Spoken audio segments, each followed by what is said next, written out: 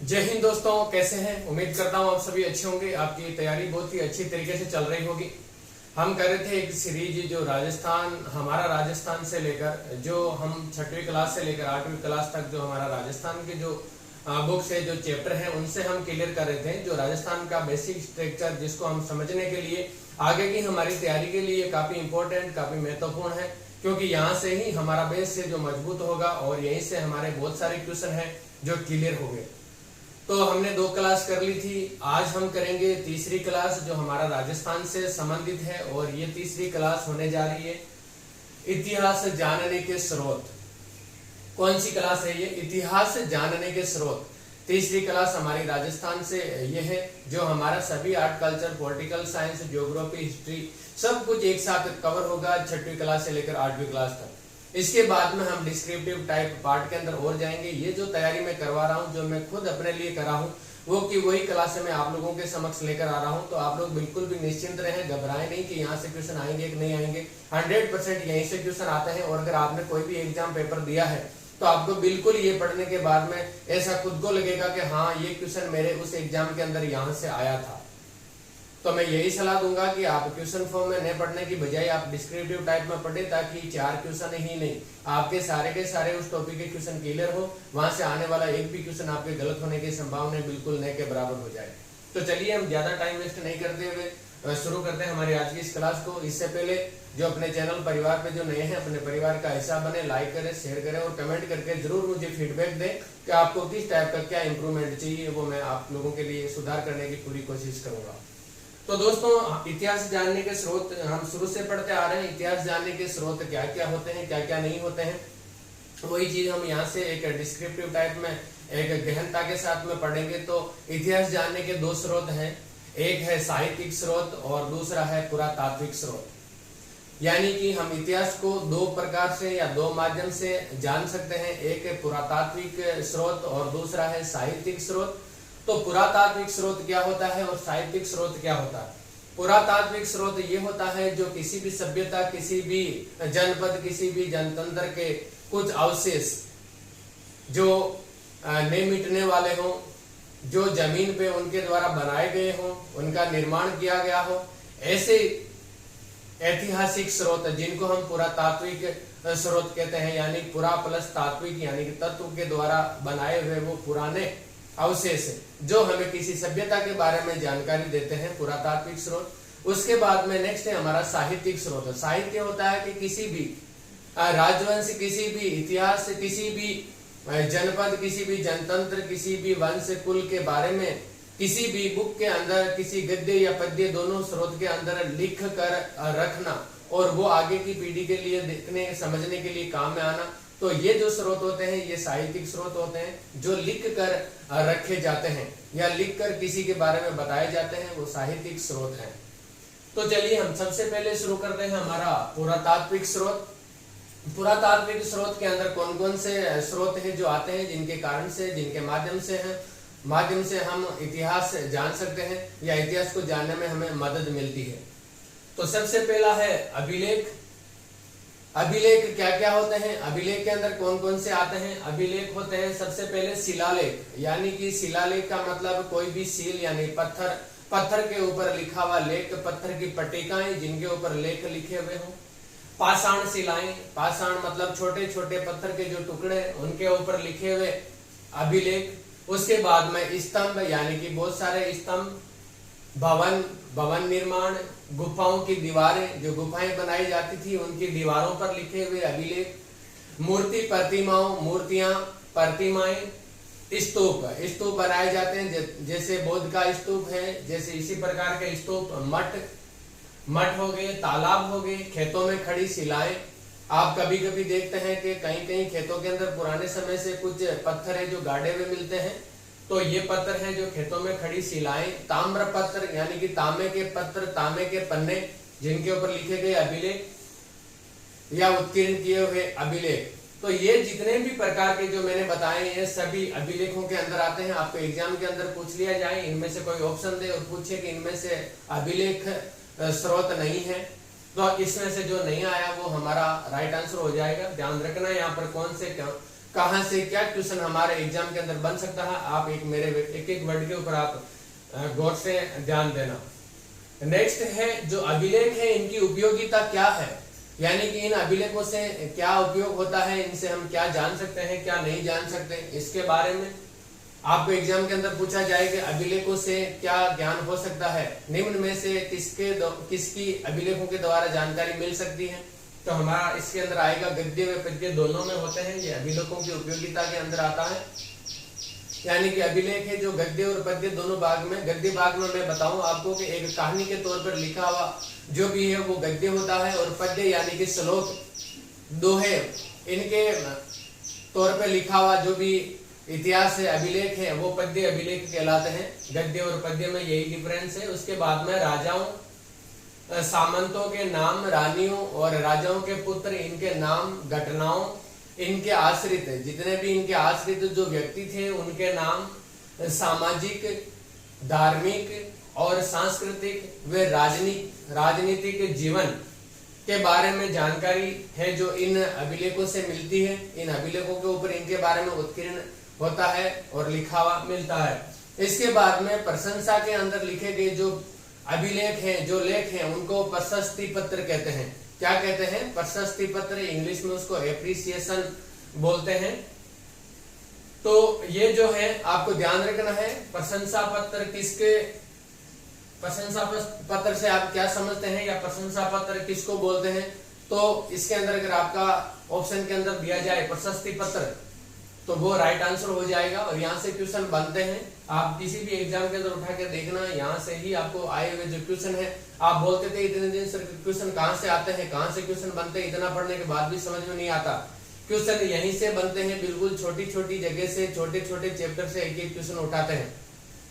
हम है बाहर से बड़ी बड़ी तैयारी करते हैं, लेकिन जो छोटे छोटे जो पार्ट है, छोटे छोटे जो टॉपिक हैं, छोटे छोटे जो वर्ड है, इनके ऊपर ध्यान नहीं दे पाते और वहीं से हमारा क्वेश्चन आ जाता है और हमें वो ऐसे लगता है कि हमने पढ़ा नहीं और हमारी बुक से नहीं आया।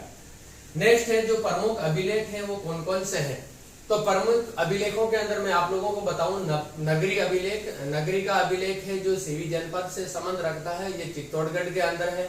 चित्तौड़गढ़ के पास में नगरी एक गांव है जहां पर ये अभिलेख मिलते हैं जो सीवी जनपद के अवशेष के रूप में मिलते हैं। और ये नगर और नगरी मैंने पहले भी बताया था आपको, इसके अंदर कंफ्यूज नहीं होना। नगरी है जो चित्तौड़गढ़ के अंदर है और नगर है वो टोंक के अंदर है। जो नगर है वो मालव जो जनजाति थी उसके बारे में उल्लेख करता है और जो नगरी है वो सीवी के बारे में उल्लेख करता है और ये चित्तौड़गढ़ के अंदर है। उसके बाद में कंसवा अभिलेख, घटियाला अभिलेख, किराड़ू का अभिलेख जो माउंट आबू, नांदसा और बरनाला का यूप अभिलेख, नांदसा है वो भीलवाड़ा के अंदर है और ये यूप अभिलेख है, और बरनाला ये भी यूप अभिलेख है। इनके बारे में ये कौन से अभिलेख एक एक के बारे में हम आगे डिस्क्रिप्टिव टाइप में चर्चा करेंगे। अभी आप नाम बता रहा हूं मैं आपको ताकि इनसे आप फेमिलाइज हो जाएं और आगे जब भी हम इनके बारे में पढ़ेंगे तो आपको बिल्कुल याद आ जाए कि हाँ ये अभिलेख है और जिनका हमने जिक्र किया था। तो उसके बाद में सामूलिका अभिलेख, इनमें धार्मिक व्यवस्था, यज्ञों के प्रकार, भूमि तथा द्रव्यदान, राजनीतिक सीमा की जानकारी हमें इन अभिलेखों के माध्यम से मिलती है। आपको एग्जाम के अंदर पूछ लिया जाए कि अभिलेखों से किसके बारे में जानकारी मिलती है, या धार्मिक व्यवस्था, यज्ञों के प्रकार, भूमि का द्रव्यदान, राजनीतिक सीमा, इनमें से ऑप्शन दे दे और एक कोई डिफरेंस दे दे तो आपको वो हमारा राइट आंसर डिफाइन करना है। नेक्स्ट जैसे कुछ 3-4 जो इम्पोर्टेंट है जो एग्जाम्पल के तौर पे मैंने लिखे हैं। घटियाला का अभिलेख है जो प्रतिहार वंश के बारे में जानकारी देता है। उसके बाद में बिजोलिया का जो अभिलेख है वो चौहानों के बारे में जानकारी देता है, इनके इतिहास के बारे में बताता है। और जो चिरवा का अभिलेख है वो राहुल समर सिंह के बारे में या उस राहुल समर सिंह का जो युग है उसके बारे में जानकारी देता है। तो आपको ये ध्यान रखना है, इनको नोट कर लेना है। उसके बाद में आता है हमारा बी के अंदर स्मारक। स्मारक अभिलेख पढ़ लिया हमने पुरातात्विक स्रोत के अंदर। उसके बाद में हम स्मारक के ऊपर चलते हैं। स्मारक क्या क्या होती है, इसके अंदर क्या क्या आते हैं? तो स्मारकों के अंदर दुर्ग आते हैं जो आपने पढ़ा। राजस्थान के अंदर कई सारे दुर्ग हैं। मेहरानगढ़ दुर्ग हो गया, उसके बाद में रणथंभौर दुर्ग, तारागढ़ दुर्ग, गागरोन दुर्ग, कुंभलगढ़ दुर्ग, नाहरगढ़ दुर्ग, ये इस प्रकार के जितने भी बहुत सारे दुर्ग हैं जो स्मारक के अंदर आते हैं और इनसे भी इतिहास के बारे में जानकारी मिलती है। फिर ये भवन और राजप्रसाद होते हैं, जैसे महल हो गए, हवा महल हो गया, इस टाइप के जितने भी जो महल हैं, भवन है। सार्वजनिक भवन है, जो सभी के उपयोग के लिए बनाए गए जो भवन। स्नानागार, बड़े बड़े जो स्नानागार, जैसे हमने पढ़ा है जो पुरानी सभ्यताएं, आहड़ सभ्यता, सिंधु घाटी सभ्यता, इनमें पढ़े हमने स्नानागार। जनसाधारण के घर और विहार होते हैं जो बौद्ध भिक्षुकों के लिए। जो मठ होते हैं, जो जैसे 3-4 जो मठ हैं इंडिया के अंदर, जो प्रसिद्ध मठ हैं, इनके बारे में भी हम चर्चा करेंगे। फिर चैत्य है, स्तूप है, चैत्य भी मंदिरों को बोलते हैं, जैन धर्म के जो मंदिर हैं उनको चैत्य बोलते हैं। फिर है हमारा स्तूप होते हैं, जैसे सांची का स्तूप हो गया, इस टाइप के जो स्तूप हैं। मंदिर हैं जितने भी प्रकार के बने हुए, समाधि स्थल हैं, बावड़ियां, कूप मीन्स कुएं वगैरह, बावड़ियां, इन सभी से हम इतिहास के बारे में जानकारी ले सकते हैं, जानकारी मिलती है। और ये सभी स्मारक के अंदर आते हैं, ये सभी एक प्रकार की स्मारक है। और इनसे हमें क्या क्या बात का पता चलता है, किन किन के बारे में हमें जानकारी मिलती है, तो वो है स्थापत्य कला, धार्मिक विश्वास, यानी कि इनका किसके अंदर धार्मिक विश्वास था, किसके अंदर आस्था थी। उपासना पद्धति, यानी कि ये उपासना, भगवान की जो पूजा अर्चना उपासना करते थे, उसकी क्या पद्धति थी, क्या प्रोसेस था। मनुष्य की चेतना, वह समृद्धि और ज्ञान का ये प्रतीक है। क्या मनुष्य के अंदर क्या चेतना थी और क्या उनकी जो समृद्धि है, यानी कि उनके पास में वो समृद्ध थे, जिनके कारण से इन चीजों का निर्माण करा पाए। तो ये समृद्धि और उनकी चेतना मतलब बुद्धि का ये स्वरूप है, जो हमें आज के इतिहास को पढ़ने के, आज के समय में उस समय का इतिहास पढ़ने के अंदर काफी मददगार सिद्ध होते हैं। इसके बाद में आता है हमारे मुद्राएं से आप समझते हैं, मुद्राएं वो होती है जो किसी भी वस्तु का आदान प्रदान, उसका खरीद फरोख्त, क्रय विक्रय करने के लिए एक फिक्स जो माप तोल के और शुद्धता के तौर पे बनाए हुए जो सिक्के हैं, जो मुद्रा है, वही मुद्राएं कहलाती है। मुद्रा हो गई, सिक्के हो गए, छापे या प्रतीकों से उस काल विशेष के बारे में धार्मिक, राजनीतिक और आर्थिक ज्ञान का हमें पता चलता है। आर्थिक ज्ञान होता है, आर्थिक व्यवस्था का ज्ञान होता है, यानी कि उस समय की क्या आर्थिक व्यवस्था थी, उस समय क्या राजनीतिक व्यवस्था थी। क्योंकि ये जो सिक्के हैं, मुद्राएं हैं, इनके ऊपर कुछ न कुछ अंकित होता था, जो उस समय के वंश, उस समय की राजनीति के बारे में, उस समय का जो वंश, धार्मिक स्थिति के बारे में पता चलता है, उसके ऊपर अंकित होता था। यानी कि इसके ऊपर क्या क्या चिन्ह है जो अंकित किए जाते थे। तो सबसे पहले इसके अंदर ऊपर कुछ न कुछ लिखा होता था, जो कुछ न कुछ भाषा में था, तो उससे उस काल की भाषा के बारे में पता चलता था। लिपि, कौन सी लिपि के अंदर लिखा हुआ है, वो लिपि के अंदर पता चलता था। सन से ये पता चलता था कि कौन सी ईस्वी पूर्व का या ईस्वी का ये सिक्का है या मुद्रा है। फिर संवत का पता चलता था। फिर धातु की शुद्धता, यानी कि उसके अंदर कितना % वो प्योरिटी है, उस शुद्धता का पता चलता था। नापतोल, यानी कि एक सिक्का है वो कितने फिक्स नाप का, कितने तोल का बनाया जाता था। ये सारी चीजें हैं जो इसके ऊपर अंकित होती थी, और इससे हमें राजनीतिक, धार्मिक और उस समय की आर्थिक व्यवस्था, स्थिति का पता चलता था। इसके बाद में कुछ प्राप्तियां हुई है, जो मुद्राएं कहां से हमें मिली है। एग्जाम के अंदर पूछा जाता है कि मुद्राएं कहां से मिली है, तो उसके अंदर ऑप्शन में है हमारे आहड़, रेड, बेराट, रंगमेल और सांबर व सुखानिया। यहाँ से मुद्राएं, सिक्के हमें प्राप्त हुए हैं खुदाई के अंदर। तो आपको एग्जाम के अंदर पूछ लिया जाए कि कहां से सिक्का या मुद्राएं प्राप्त नहीं हुई है। 3 ऑप्शन ये दे दें और एक ऑप्शन कोई दूसरा दे दे, तो आपको ये ध्यान रखना है। आहड़, रेड, बेराट, रंगमेल, सांबर और सुखानिया से हमें मुद्राएं प्राप्त हुई है। इसके बाद में है बर्तन में कलाकृतियां। इससे भी हमें इतिहास के बारे में जानने के लिए महत्वपूर्ण है और इसमें सहायता मिलती है। तो ये बर्तन और कलाकृतियां, यानी कि यहाँ पर विशेष प्रकार के बर्तन, मिट्टी के बर्तन, तांबे के बर्तन, औजार और इस तरह की जो शिल्पियां, कारीगरी, ये बहुत सारी चीजें हमें यहाँ से मिलती हैं। और इनके अंदर सबसे जो इम्पोर्टेंट है गणेश्वर, जो नीम का थाना सीकर के अंदर पड़ता है। यहाँ पर ताम्र संस्कृति का हमें उद्भव है, उसकी जानकारी मिलती है। यहाँ पर तांबे के बर्तन वगैरह और तांबे के जो टकसाल वगैरह बनाए हुए वो हमें यहाँ से मिलते हैं। उसके बाद में जोधपुरा, जयपुर और नोह भरतपुर, यहाँ से काले और लाल मृदभांड हमें मिलते हैं। मृदभांड होते हैं कि मिट्टी के बनाए हुए बर्तन, जो लाल और काले रंग के हमें कहाँ से मिलते हैं, जोधपुरा, जयपुर और नोह भरतपुर से हमें ये मिलते हैं। इसके बाद में आहड़ व गिलोंड, आहड़ उदयपुर के अंदर और गिलोंड है वो कहाँ पर है आप बताइए? राजसमंद के अंदर। कहाँ पर है? राजसमंद के अंदर आहड़ और गिलोंड राजसमंद से प्राप्त प्रशस्त्र यानी कि प्रस्तर और फलक यानी कि पत्थर के और फलकों के द्वारा जो निर्मित कलाकृतियां हैं या बर्तन वगैरह, ये सारे हमें यहाँ से मिले हैं, आहड़ और गिलोंड से। आपको एग्जाम में पूछ लिया जाए कि ताम्र संस्कृति के हमें अवशेष कहाँ से मिलते हैं, तो गणेश्वर नीम का थाना सीकर से। काले और लाल मृत बांड का कहाँ से अवशेष मिलते हैं, कहाँ से पता चलता है, तो वो जोधपुर और नौह भरतपुर से, जोधपुरा जयपुर और नौह भरतपुर से।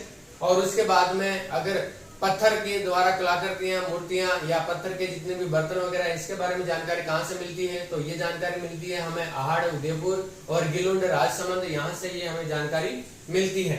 इसके बाद में है लास्ट ताम्रपत्र। ताम्रपत्र मैंने पहले बताया कि तांबे का एक पन्ना, एक पत्र जिसके ऊपर अभिलेख या लेख अंकित किया जाता था।